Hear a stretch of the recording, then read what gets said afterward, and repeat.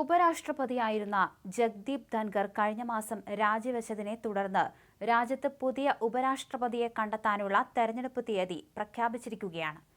ആരാകണം ധൻഖറിന്റെ പിൻഗാമി എന്ന കാര്യത്തിൽ സർക്കാരിനുള്ളിൽ ചർച്ച തുടരുകയാണ്. പ്രതിരോധ മന്ത്രി രാജ്നാഥ് സിംഗ്, ജെഡിയു നേതാവും ബീഹാർ മുഖ്യമന്ത്രിയുമായ Nitish Kumar, JDU MP Harivansh Narayan Singh, BJP അധ്യക്ഷൻ ജെ.പി. നദ്ദ തുടങ്ങിയ പേരുകൾ ഉയർന്നുവരുന്നുണ്ട്. പൊതുസമ്മതനായ സ്ഥാനാർത്ഥിയെ നിർത്തി മത്സരം ഉറപ്പാക്കാനാണ് പ്രതിപക്ഷമായ ഇന്ത്യ സഖ്യം തീരുമാനിച്ചിട്ടുള്ളത്. കോൺഗ്രസ് നേതാവും തിരുവനന്തപുരം എംപിയുമായ ശശി തരൂരും ഉപരാഷ്ട്രപതിയായി പരിഗണിക്കുന്നുണ്ട്. എന്നാൽ ബിജെപിയുടെ നേതാക്കൾക്കാണ് കൂടുതൽ സാധ്യത. രാജ്യസഭയിൽ പാർട്ടി നിലപാടുകൾ ഉയർത്തിക്കാണിക്കുന്ന ഉപരാഷ്ട്രപതി വേണമെന്ന നിലപാടിലാണ് ബിജെപി. ഈ മാസം 7-നാണ് തെരഞ്ഞെടുപ്പ് വിജ്ഞാപനം ഇറങ്ങുക. അടുത്ത മാസം 9-നാണ് വോട്ടെടുപ്പ്. അന്നു തന്നെ ഫലവും പ്രഖ്യാപിക്കും. ഈ മാസം 21 വരെ നാമനിർദ്ദേശ പത്രിക സമർപ്പിക്കാം. 22-ന് സൂക്ഷ്മ പരിശോധന. 25-നാണ് പത്രിക പിൻവലിക്കാനുള്ള അവസാന ദിവസം. 7-ന് ഔദ്യോഗിക വിജ്ഞാപനം പുറത്തിറങ്ങും. പ്രതിപക്ഷം സ്ഥാനാർത്ഥിയെ നിർത്തിയില്ലെങ്കിൽ 21-ന് ചിത്രം വ്യക്തമാകും. ധനകാര്യമന്ത്രി നിർമ്മല സീതാരാമനെയും ഈ പദവിയിലേക്ക് പരിഗണിക്കുന്നുണ്ട്. ബിജെപി ദേശീയ അധ്യക്ഷനെയും ബിജെപി നിശ്ചയിച്ചിട്ടില്ല. ഇതും ഉപരാഷ്ട്രപതി സ്ഥാനാർത്ഥിയിൽ പ്രതിഫലിക്കും. നേരത്തെ കോൺഗ്രസുമായി ഇടഞ്ഞു നിൽക്കുന്ന ശശി തരൂരിനെ ഉപരാഷ്ട്രപതിയാക്കുമെന്ന് റിപ്പോർട്ടുകളുണ്ടായിരുന്നു. എന്നാൽ ഈ പദവിയോട് തരൂരിന് താൽപ്പര്യമില്ലെന്നാണ് സൂചന.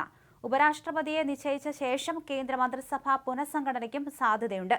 രാഷ്ട്രപതി കഴിഞ്ഞാൽ രണ്ടാമത്തെ ഉയർന്ന ഭരണഘടനാ പദവിയും രാഷ്ട്രപതിയുടെ പിന്തുടർച്ചാവകാശത്തിൽ ആദ്യത്തേതുമാണ് ഉപരാഷ്ട്രപതിയുടെ ഓഫീസ്. അതുകൊണ്ട് തന്നെ ഈ പദവിക്ക് ഏറെ പ്രാധാന്യമുണ്ട്. രാജ്യസഭയെ നിയന്ത്രിക്കുന്നതും ഉപരാഷ്ട്രപതിയാണ്. അതുകൊണ്ട് തന്നെ രാജ്യസഭാ നടത്തിപ്പിൽ വലിയ റോളാണ് ഉപരാഷ്ട്രപതിക്കുള്ളത്. ഇതുകൂടി മനസ്സിൽ വച്ചാണ് ബിജെപിക്കാരനെ ഉപരാഷ്ട്രപതിയാക്കാനുള്ള സാധ്യത. ഉപരാഷ്ട്രപതി ജഗ്ദീപ് ധൻഖറിന്റെ അപ്രതീക്ഷിത രാജിക്ക് കാരണം കേന്ദ്ര സർക്കാരുമായുള്ള ഭിന്നതയെന്ന അഭ്യൂഹം ശക്തമാകുന്നുണ്ട്. ഡൽഹിയിലെ വസതിയിൽ നിന്ന് നോട്ടുകെട്ടുകൾ കണ്ടെത്തിയ സംഭവത്തിൽ ജസ്റ്റിസ് യശ്വന്ത് വർമ്മയ്ക്കെതിരായ ഇംപീച്ച്മെന്റ് നടപടിയിൽ കേന്ദ്ര സർക്കാരും ഉപരാഷ്ട്രപതിയും രണ്ട് ധ്രുവങ്ങളിലായതാണ് ഭിന്നത രൂക്ഷമാക്കിയത് എന്നാണ് വിവരം. ഇംപീച്ച്മെന്റ് നടപടികൾക്ക് മുൻകൈ എടുക്കുമെന്ന് സർക്കാർ ഉപരാഷ്ട്രപതിയെ അറിയിച്ചിരുന്നു. ഇതിനിടെ ഇംപീച്ച്മെന്റുമായി ബന്ധപ്പെട്ട് പ്രതിപക്ഷം മുന്നോട്ട് വെച്ച പ്രമേയം ധൻഖർ സ്വീകരിക്കുകയായിരുന്നു. ഇത് കേന്ദ്ര സർക്കാരിൽ വലിയ അതൃപ്തി ഉണ്ടാക്കിയെന്ന് സൂചനയുണ്ട്. കോൺഗ്രസ് വർക്കിംഗ് കമ്മിറ്റി അംഗവും തിരുവനന്തപുരം എംപിയുമായ ശശി തരൂരിനെ ഉപരാഷ്ട്രപതിയാക്കാനുള്ള ചർച്ചകൾ ബിജെപി കേന്ദ്ര നേതൃത്വത്തിൽ സജീവമാണ്. നരേന്ദ്രമോദിയുമായി അടുത്തു നിൽക്കുന്ന തരൂരിന്റെ പല നിലപാടുകളും കോൺഗ്രസ് നേതൃത്വത്തിന് തലവേദനയായി നിൽക്കുമ്പോഴാണ് ബിജെപിയുടെ പുതിയ നീക്കം.